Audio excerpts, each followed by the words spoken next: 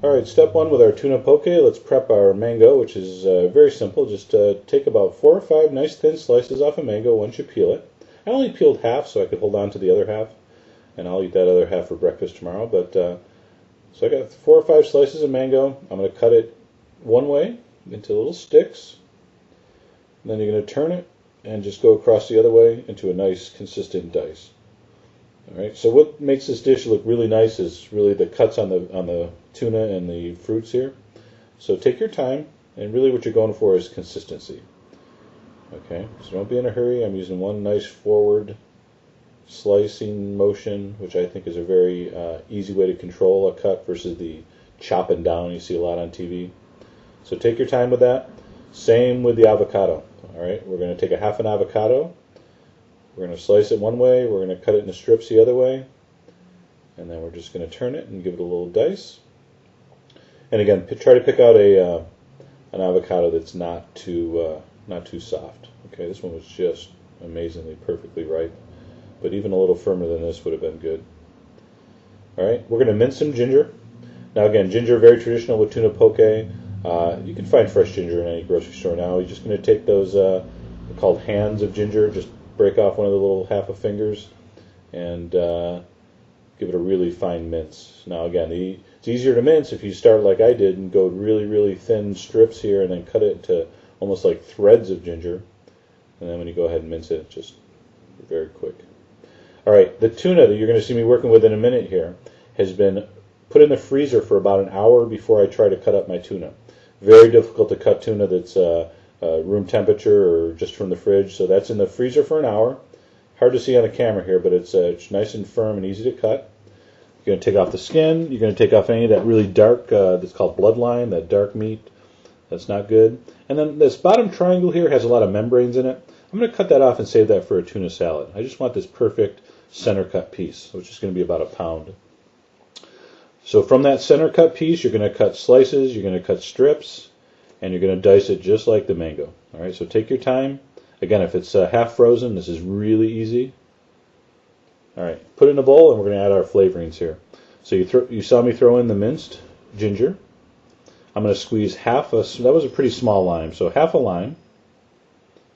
All right. Now again, the acid in this, the rice vinegar and the lime is what's really going to bring it all together. I'll explain that a little more later. I'm also going to add about a teaspoon of this garlic chili paste. Find that in the Asian section of your grocery store. All right, any hot pepper will do. There's my mango. I'm going to take a fork and just give it a little mix here. Get all that ginger mixed around. Break up any mango pieces. All right, and then the other acid that's going in here is 2 tablespoons of seasoned rice vinegar. So make sure you're using the seasoned. It already has a little salt and sugar in it. They also sell unseasoned rice vinegar at the store, which I use for other things, but this is actually the seasoned variety.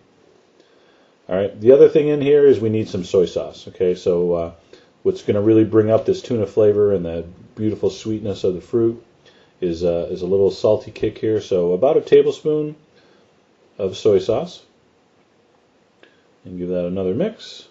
And then the last ingredient here, which is the most fragile, would be your avocado dice. So you see me with the tip of the spoon there, just breaking up those pieces. And that's going to go back in the fridge until we're ready to mold. Now how I made this shape here, which is really makes for a nice presentation, just put some saran wrap in some ramekins, or anything, any shape you want. And I'm going to put in 3 or 4 nice spoons of the mixture.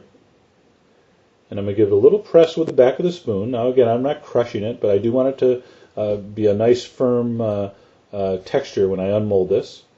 Now you're going to wrap those up and you're going to put them in the fridge for 1 hour.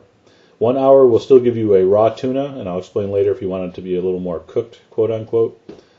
Now for the top, I'm going to put a little bit of sauce here, fresh cilantro, some more of that rice vinegar, and to taste another tablespoon or so of that chili paste. Really nice, sweet, spicy, love cilantro. All right, you're going to unmold it.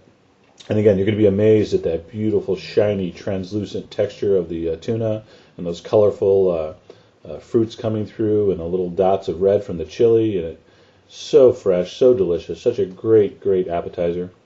Now, that was 1 hour. This is still raw tuna. All right, just drizzle a little sauce on. If you want it to be more cooked, let it sit for 2 or 3 hours, and the acid will actually cook the tuna, and you'll have like a tuna ceviche. So if you want, try it that way. I suggest you do it this way. All right, well, I think you'll enjoy this. And last thing here, those fried wonton chips I'm serving with my poke. I made those. Those are easy to make, and I have a demo video showing you how to do that. So check that out also.